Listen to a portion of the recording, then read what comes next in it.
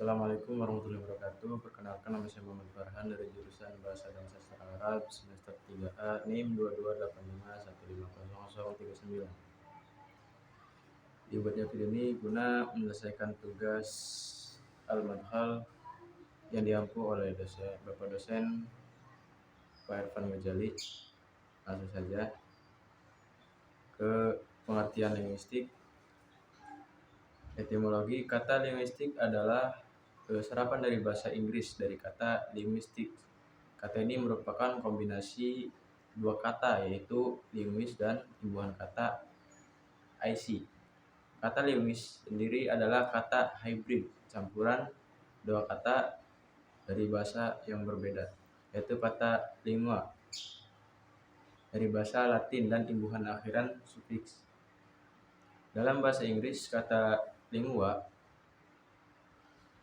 dalam bahasa Latin bermakna tongue atau lidah, sedangkan imbuhan dalam struktur bahasa Inggris adalah elemen pembentuk kata yang menunjuk arti orang yang melakukan atau membuat sesuatu. Bisa juga digunakan untuk menunjukkan arti kepatuhan terhadap suatu doktrin atau kebiasaan tertentu. Sebagaimana kata-kata serapan yang ada di dalam bahasa Inggris seperti sophist, baptist, dan evangelist. Linguis dalam kamus online Merriam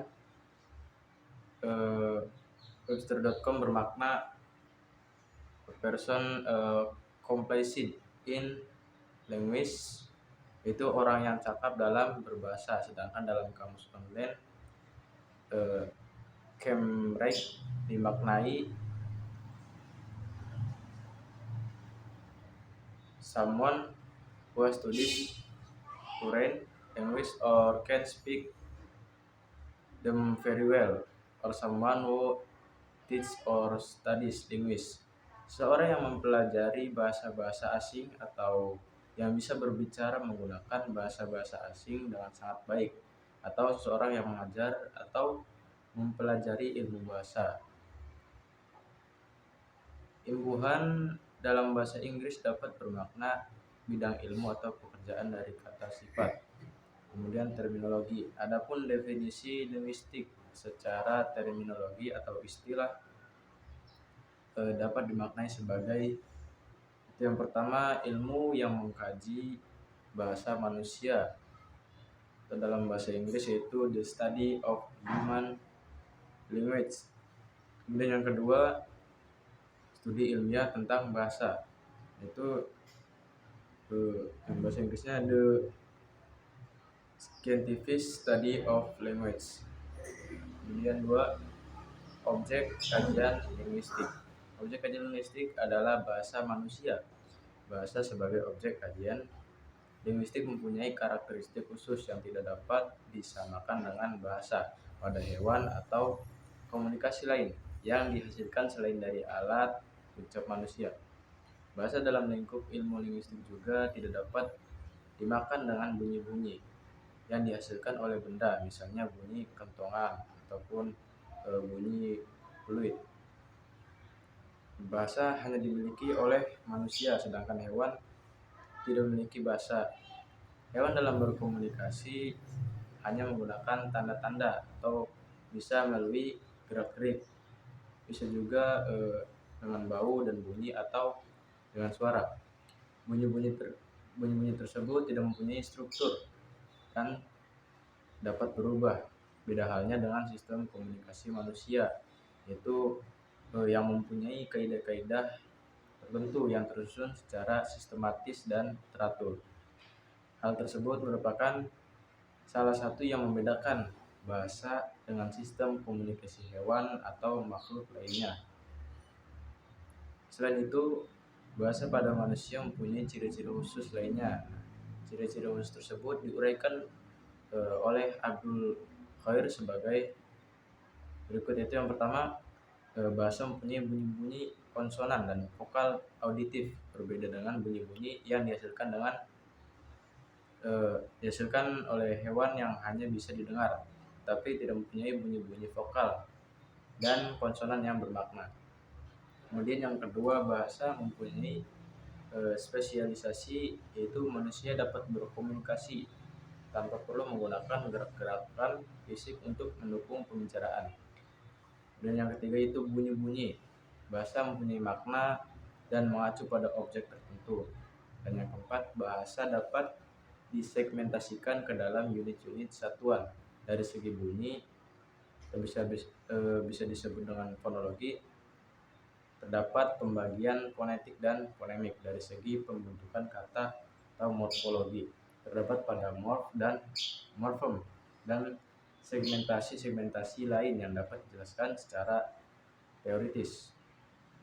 Kemudian yang kelima, bahasa mempunyai rujukan tentang topik yang sedang dibicarakan. Itu artinya manusia dapat menggunakan bahasa untuk membicarakan sesuatu yang telah berlalu, yang sedang dialami, yang akan datang, atau sesuatu yang berada di tempat yang berbeda. Dengan kata lain, bahasa dapat mengekspresikan hal tanpa batas, ruang, ataupun bisa juga jarak dan juga waktu. Selain itu, karena mempunyai fungsi ekspresif, manusia bahkan dapat mengungkapkan sesuatu yang bersifat khayal.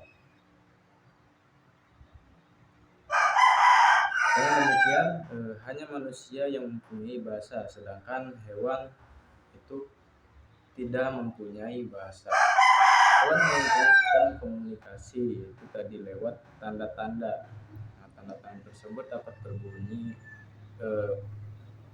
misalkan gonggongan anjing saat menandakan bahaya, gerak-gerik, tarian burung saat menarik pasangannya, dan bau yang dihasilkan hewan, sehingga menandai wilayahnya dengan air seni atau kotoran yang ditinggalkan. Berbeda dengan sistem komunikasi manusia, yaitu bahasa yang dapat menjelaskan dan mengekspresikan segala hal secara tidak terbatas hanya melalui kata-kata. Kemudian yang ketiga yaitu letak keilmiahan linguistik.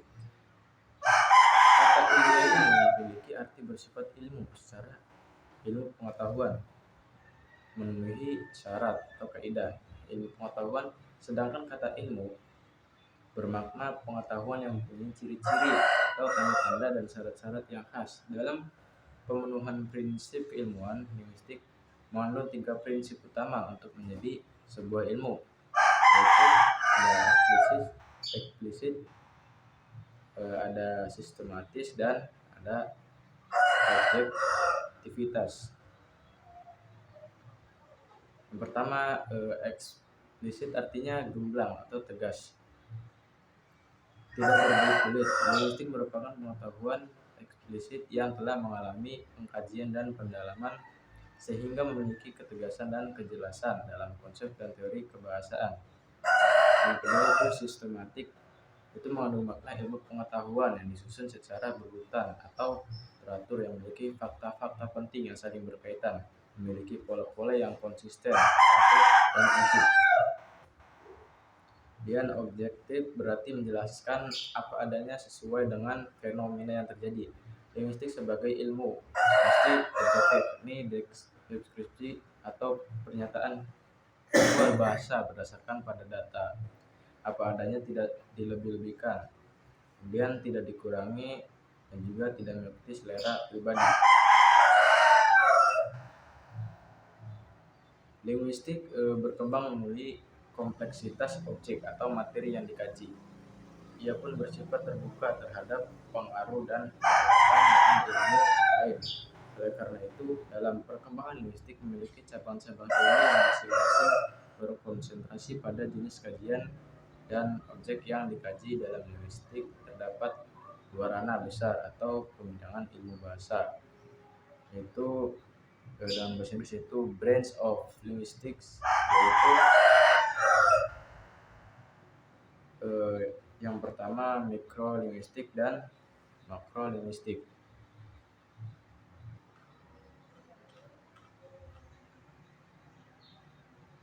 Jadi pada intinya kata linguistik adalah serapan dari bahasa Inggris itu tadi. Linguistik itu merupakan kombinasi 2 kata, yaitu linguis dan imbuhan kata Linguis sendiri adalah kata hybrid, campuran dua kata dari bahasa yang berbeda. Mungkin cukup itu saja yang bisa saya sampaikan atau bisa jelaskan. Kurang lebihnya mohon maaf. Syukron. Wassalamualaikum warahmatullahi wabarakatuh.